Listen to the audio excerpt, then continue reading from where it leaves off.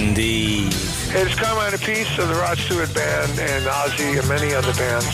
And you're listening to Giles Brown on Talk Radio Europe. GB, not GQ. Because nothing says a Friday afternoon than Metallica. A new book called Metallica, Every Album, Every Song, is the latest tome from Barry Wood. Delighted to say, joining me live on the line from Somewhere Extremely Rock and Roll, I gather it being a Friday, Barry Wood himself. Barry, good afternoon to you. Hello, thanks for having me on. Brilliant, nice to speak to you. Pleasure is all mine. Whereabouts? Which rock and roll? Las Vegas? Are you backstage in Caracas? Whereabouts are you this morning, mate? This afternoon? Not really. I'm in a very rock and roll place, the county of Lincolnshire, in the UK. One of those great undiscovered rock locations. It's always the quiet ones, you know. Yeah. Okay, so I mean, before we get onto the gods that are Metallica themselves, what's your association with the band then? How did you get them from rock and roll depths of Lincolnshire? What appealed to you about them? Yeah, well, it was a long time ago. I was 14, I think, when I heard the album that the track is from that you just played, Enter Sandman. You know, it was a heavy rotation on MTV, and I was into music. You know, I picked up a lot of influences from my father, but Metallica, it was a sound that I had not heard before. A track from the same album called The Unforgiven, in particular, which I mentioned in the book. I'd never heard anything quite like that. You know, and it sort of floored me, and they pulled me in straight away from then, really. You're a bit of a budding musician. Is it drums? Is it bass? What do you thrash away on? Yeah, I'm a drummer. Again, from school, I studied drums as well at music college later on, and local bands for many years. Original, first of all. We had a band, and we were pretty good. We had a manager, but we never made the breakthrough. But that now I'm still in a covers band, and we do play into Sandman now and again on an unsuspecting audience. So yeah. So at 14. That means you come into it sort of relatively late, I suppose, really. But this is one of the endearing things about, and I always say this about rock audiences. It doesn't matter what brings you in; it's the fact that you get in, and from that you can discover the back catalogue. Because obviously, some people say, "Oh well, Black Album, you know, they sort of sold out in the 1990s." But you need to go further back into Master of Puppets if you're a real better. But it doesn't matter, does it? Because it's the starting point. No, that's right. And I was young, you know, I was soaking up all these influences like Pink Floyd, Genesis from my dad. But then Nirvana, No More, Pearl Jam, Metallica, these were my bands at my time, you know, in the early 90s. And you're right, this big Black album, the Metallica album with Enter Sandman, that's their biggest hit in the UK, number 5 in the UK. It is their most successful record. But then, of course, I discovered the albums before that, like you say, Master of Puppets and Ride the Lightning. And these albums, again, spoke to me like no other, really. And they made sense as well, because they've come from there. They've come into the 90s, you know, into more rock mainstream. Because you've got to remember, in the 90s, rock was king of Def Leppard, Guns N' Roses. These were big acts, and this was big music. And they joined that, but then again, they moved away from that later on as well. Yeah. So they bring it all. They bring it all, really. I mean, one of the things you can say about Metallica is that because Metallica have got that thrash background, and they come to rock and roll from a different place, because they come out of the new wave of British heavy metal, right. which is which is Maiden, and obviously originally Def Leppard, but then Def Leppard go to California and get Californiaized. But most importantly, Motorhead, who are the original thrash punk, don't give a proverbial, and Phil, the Animal Taylor, basically brings the drum, and you will know this being a master of the drums, brings that sound which US thrash bands go, hang on a second, this is brilliant. Yeah, that's right. I mean, I think I say in the book, they rode a wave, Metallica, that they were part of this big thrash metal scene. There was the music was coming over from England, this new wave of heavy metal, and Metallica really rode that wave. And I say in the book, they rode a wave and started a tsunami.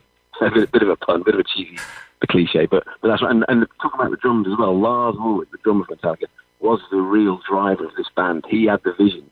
He was the writer with James Hetfield, and he was really And I do go on about it in the book a bit too much. I think my editor would say, you've gone about the drums too much here. Well, hang on, I am a drummer.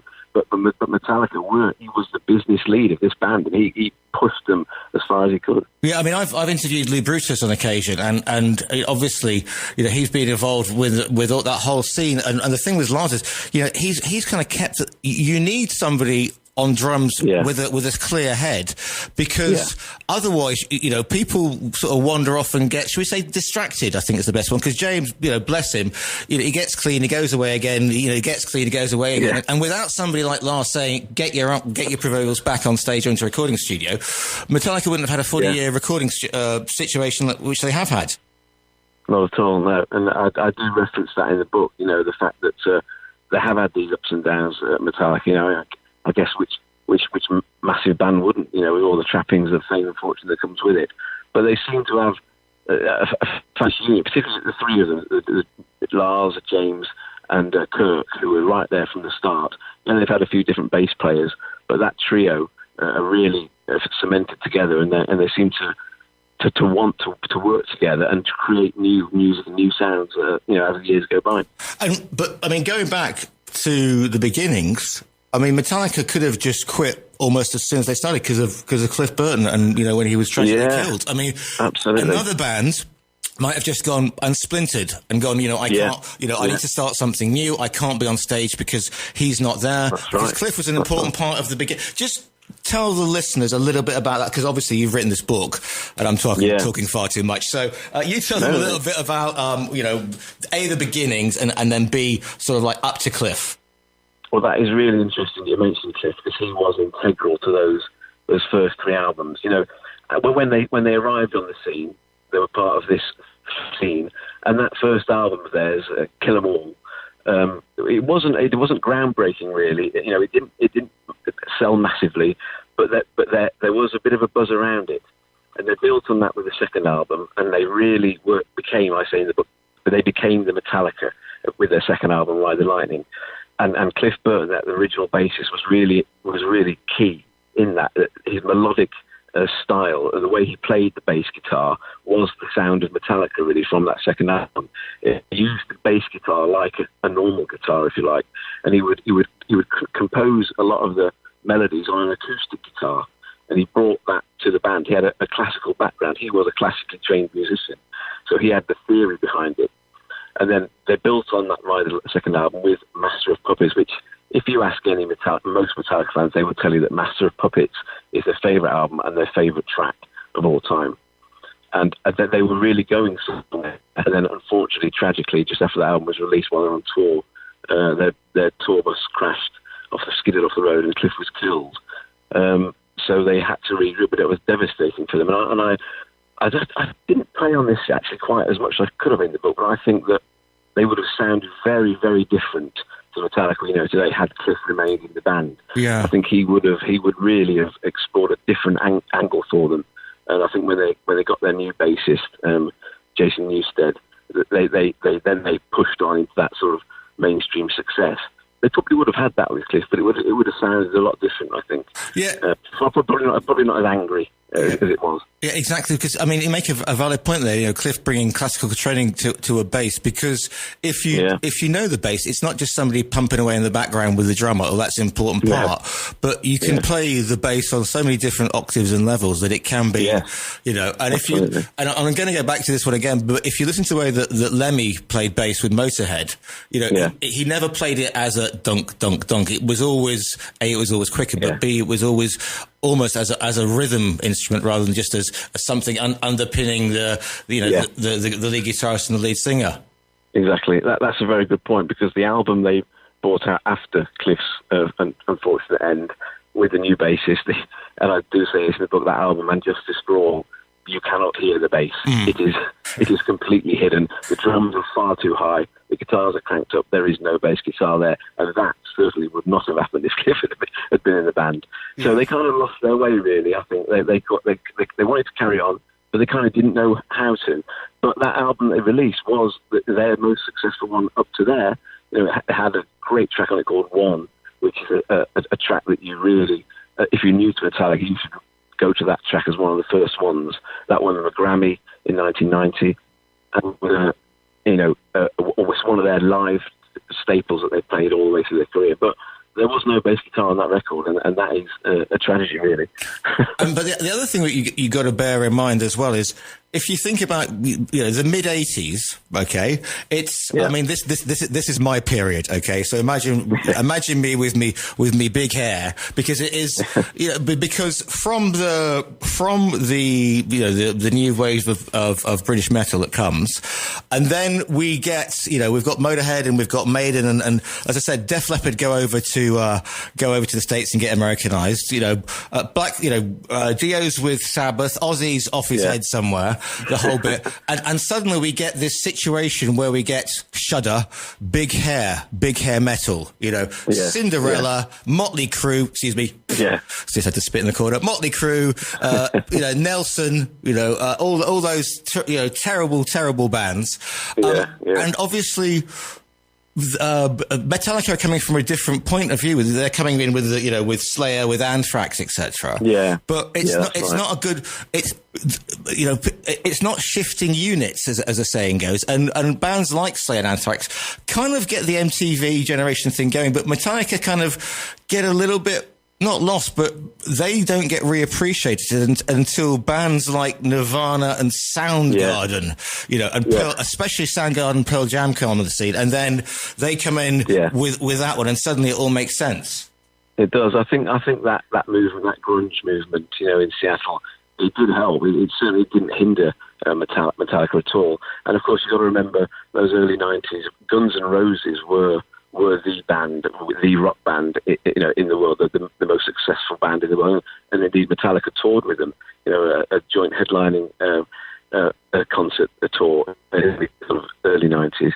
So again, Metallica, they were savvy. They knew what they were doing. They'd had this big record, and they knew the rock was really starting to grow again in the early '90s, and they managed to stay relevant and continue on. And let us not forget that isn't Lars trained as an accountant as well? Am I correct in that one? Is he business studies? Because he's the one who goes, we can make money off this. Exactly. He is the driver behind this thing. Absolutely. He constantly is on the money books. And he doesn't miss a trick, that's for sure. So when it comes to writing something like this, track on track, apart from having a very understanding partner, because you do a dad blog, don't you, as well? I mean, I do, the Metallica dad blog is obviously combining two things. There's an Enter Sandpit joke in there somewhere. Anyway, very good. Did you sort of squirrel yourself away and basically go through making notes on every track? But basically, yes. That's how it works. It was an interesting time. It took about 18 months to really pull together, and I had a couple of breaks in there where you'd have a few weeks off and come back to it with fresh eyes, and that's really helpful, because you tend to think you're writing the best thing in the world, and then you come back to it a couple of weeks later and think, oh God, what have I just written there? So it's good to come away from it. But alongside this book, I was also doing a creative writing master's degree as well, and I managed to pass that as well. Okay, congratulations. Thank you. So it was a challenge, but it was kind of a labour of love. Metallica are, if not my favourite band, then I've got two, Queen and Metallica. I think Queen really are my favourite band of all time, but Metallica have always been there for me as well. So they're probably joint. So it was, but I knew all the songs. I had all the albums. I've had a history. I've been to see them 4 times myself. So I knew a lot anyway, but you have to go back to the start, listen to every album, listen to every track, listen to them again, it's not a biography, it's not a history of Metallica. It is this is what this sounds like, this is what it makes me feel like, this is what's happening. And if you're a fan, I think you'll enjoy it. But if you're new to Metallica and you only know 1 or 2 tracks and you're thinking about listening to the back catalogue, then I think it's good. You can pick it up whenever. You can go to a certain track, album, and it's kind of like a little pocket reference book. But here's the thing. But because music is subjective. And what you know, I mean, I will always say this because music can make you feel. Music is a time machine, and somebody can put a record on or pop up on a playlist, or you can be, you know, in the car, and a record will come. Perhaps you've forgotten about it, and suddenly, bang, you're back there. Yeah. It can be a night with mates. It can be in the kissing rain, waiting for a bus on your Sony Walkman. Ask your parents. Yeah. Anything like that, you know. And so we all have a really sort of intimate yet subjective relationship with music. So how do you put that across? Because we know you're a fan, you know you're a fan, but to express that without going, you know, oh, I think it's really good, because anybody can write this. It must be A, really difficult to put that down and not keep repeating yourself. And B, when you go back and listen to it, surely suddenly even more reveals itself. That's another very good question, a very good point. And yes, I am a fan, and it was very hard to be objective and approach it from a non-fan viewpoint. But there are songs that I like more than others, and there are reasons why. You know, maybe the musicianship's not quite there, or there are certain things that I thought could have worked better.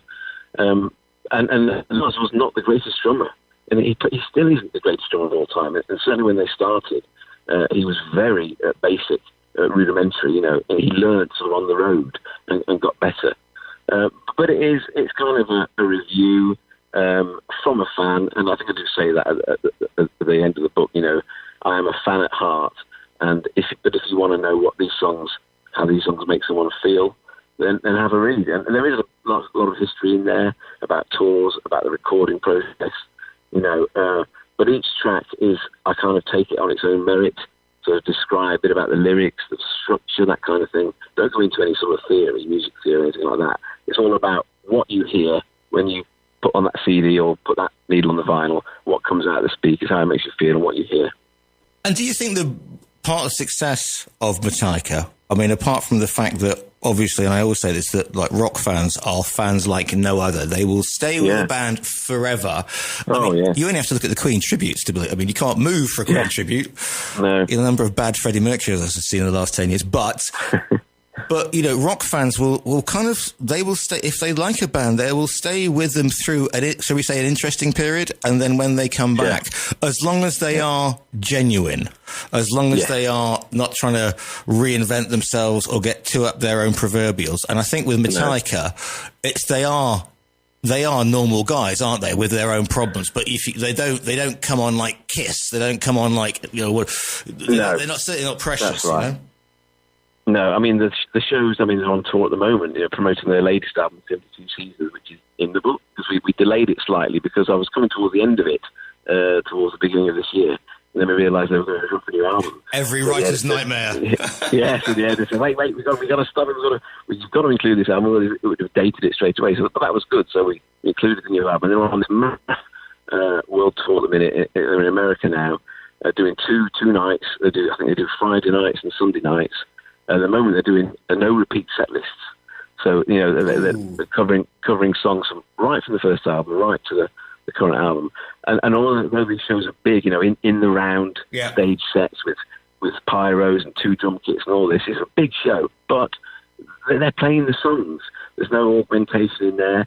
I don't think there's any backing or anything. It's just drum kit, 2 guitars, and a bass guitar, and that's what you hear. And then that's what the fans love. You know, they know that they're going to get an album with solid metal and rock tracks on there, and they may be a bit different to that first album, and they may be very different to that big commercial album, but they'll still be songs that you can relate to, you can rock out to, and you want to hear again and again. Absolutely. The book is called On Track Metallica. Every album, every song. It's by Barry Wood, who we're talking to today. Barry, if people want to find you online, because I know you've got a couple of Instagram sites, because I've just been stalking you, where can they find you and find more information about what you're up to? And also, you know, your band, if they're in the general Lincolnshire area, where can they track you down in the nicest way? Yeah, you can find me on Twitter and Instagram at Barry L. Wood, B-A-R-R-Y, letter L. Wood, Barry L. Wood, and on Facebook, Barry Wood. I think you'll find a picture of my son in a Metallica onesie. So you'll find it's me. And the band I'm in is called Junkyard Dukes, and you can find them on Facebook at Junkyard Jukes Band. Well, we're a local covers band. The book is called Metallica, Every Album, Every Song. What a fabulous way to spend a Friday afternoon talking about all things Metallica. I'm going to play out with the one you recommended, The Unforgiven, you say, the one, yes. The one that it started it all off. So this is the one. This is the one. You can download the book, by the way, from the virtual bookstore at Talk Radio Europe. The book is Metallica, Every Album, Every Song. Barry, thank you so much for your time today. Thank you. Really, really enjoyed it. Thanks a lot.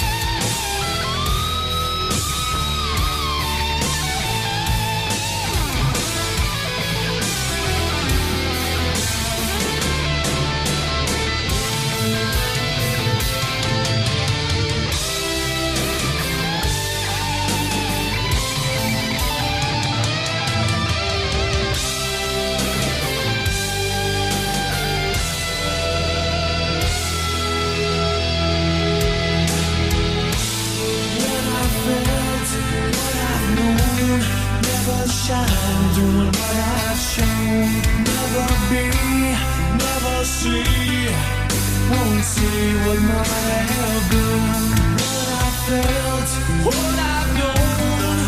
Never shine doing what I've shown. Never free, never me. So I dug the unforgiven.